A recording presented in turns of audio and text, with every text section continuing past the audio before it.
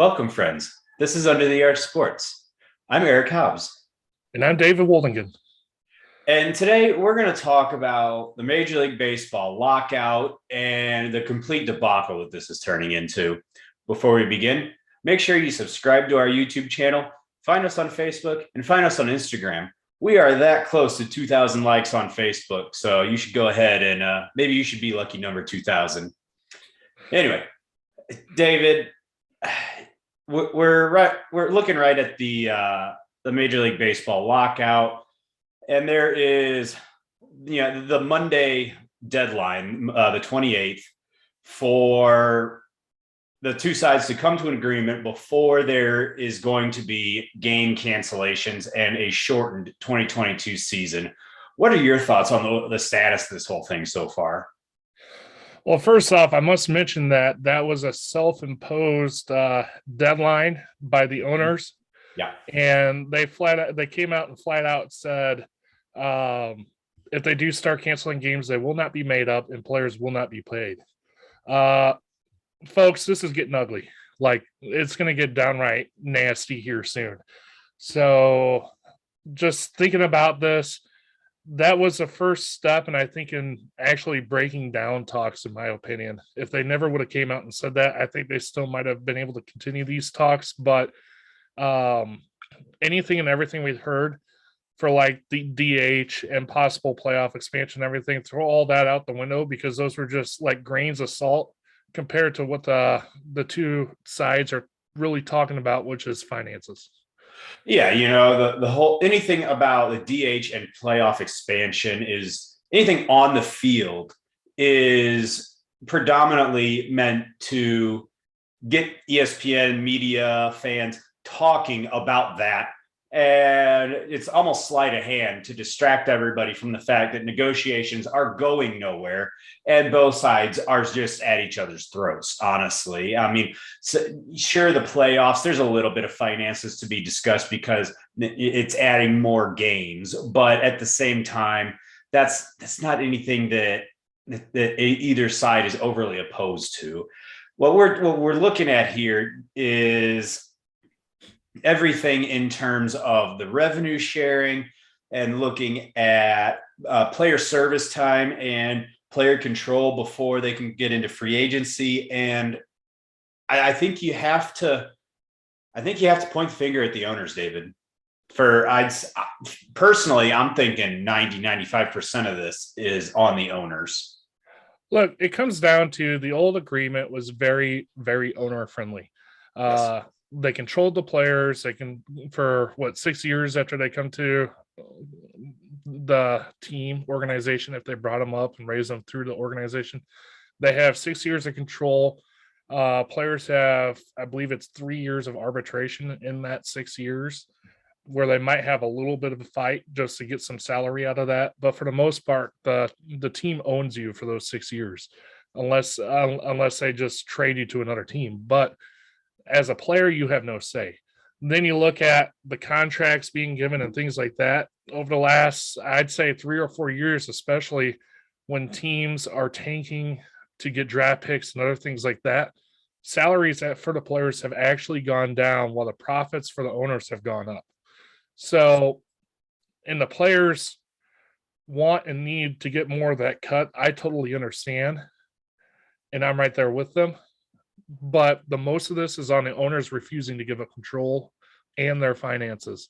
We were talking before the video about how there were a couple instances where owners were saying how hard it was to own and control a team. There's not a lot of profits. Yeah. The optics are terrible. You say, oh, baseball's not profitable. I want to say it was about a year ago, Bill DeWitt Jr. said that. And then, like you said, went out and bought a Hollywood mansion from Eva Longoria, and within a month. So the optics there are terrible. The optics of billionaires whining about anything not being profitable enough is horrible, and it's just like you said. The agreement that just ended was extremely owner friendly. I mean, my gosh, it kind of came to the forefront when Chris Bryant first came up to the Cubs a number of years ago, where he's a superstar and he is ready for the big leagues. But the Cubs said, hang on, you're starting in AAA. And then as soon as the cutoff date hit, then they brought him up and played. And the Cubs sacrificed a month of having Chris Bryant in their lineup because it meant one more year under club ownership with a very team friendly salary. Because anybody who's coming up to the big leagues, they're not signing 9-figure deals when they haven't played a major league game. So these deals are just ridiculous. For the Cardinals, just looking at Jack Flaherty, even Dakota Hudson as well. Flaherty got a bump in his salary once he finally made it to arbitration. But there were a few years where the Cardinals had Jack Flaherty as a fringe Cy Young contender, and they're paying him $5,600,000 a year.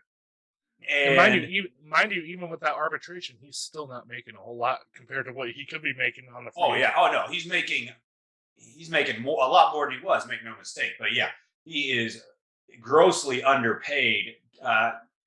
Commensurate to his market value, I guess. If he were a free agent tomorrow, his salary would go up 5-6 times. And that's a big issue that players are trying to overcome. But owners are it's not even they can't come to an agreement. The owners are not budging on anything, even minimum salaries that the owners don't want to budge.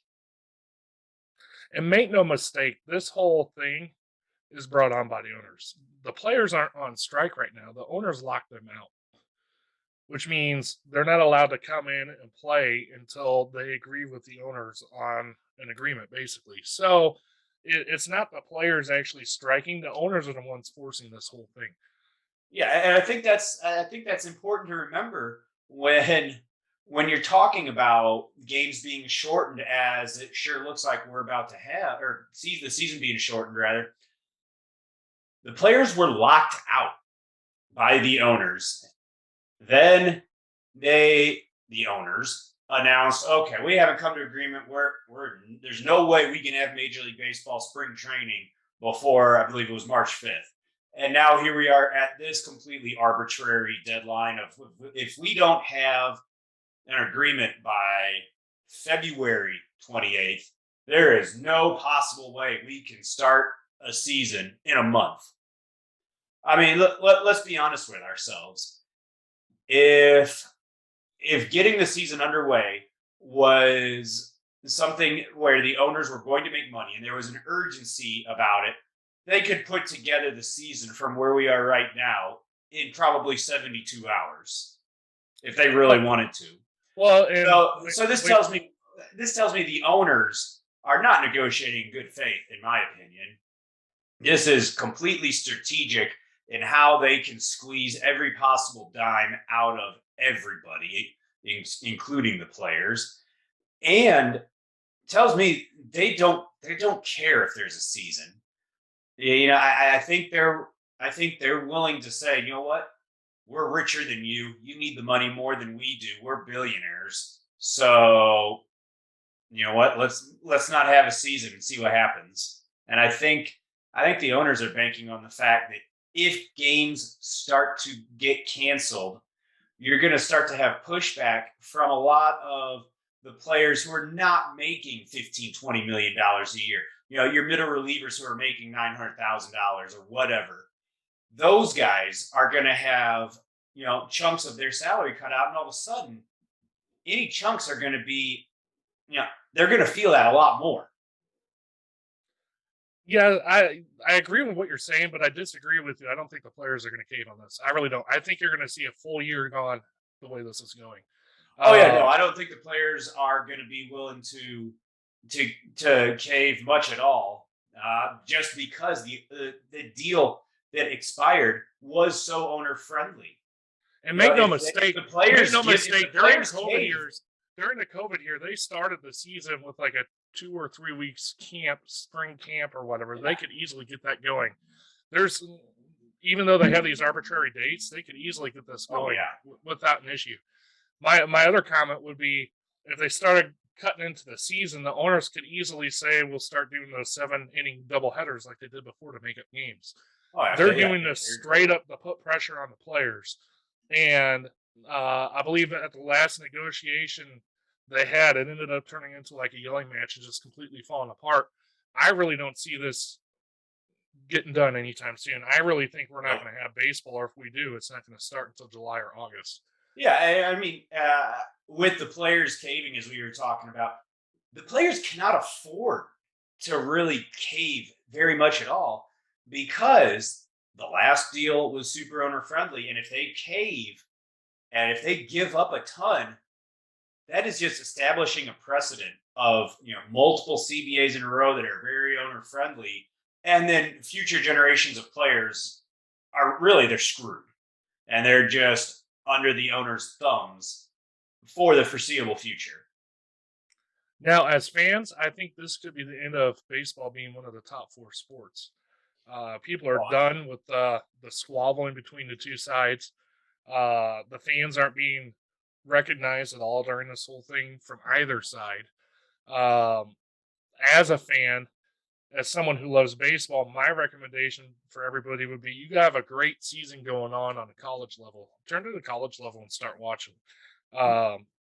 There's something like 300 Division I college level teams that you can go watch throughout the country. Support the kids who actually want to play and they're not playing for money.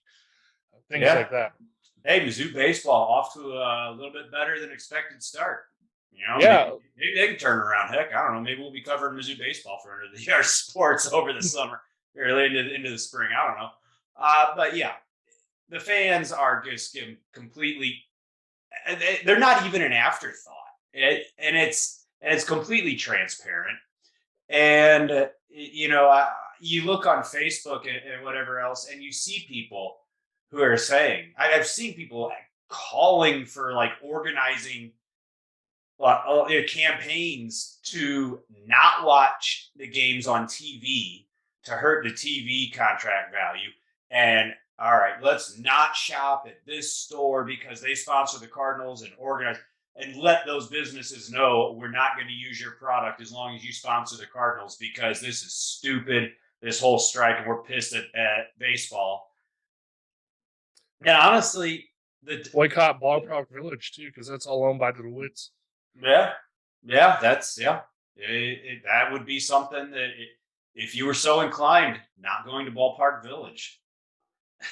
As much as I enjoy it, that would be something that, if the entire city just said, no, we're done with boycott Ballpark Village, Cardinals ownership would feel that a little bit. There's plenty of great places in Soulard fans can do that will get anybody's attention is not spend their money on Major League Baseball. Anyway, that's all we have for Under the Yard Sports right now. Thank you for watching. Hopefully we'll have some positive updates on these talks in the future. If not, we'll just try to keep you updated on all things St. Louis. Thank you for watching.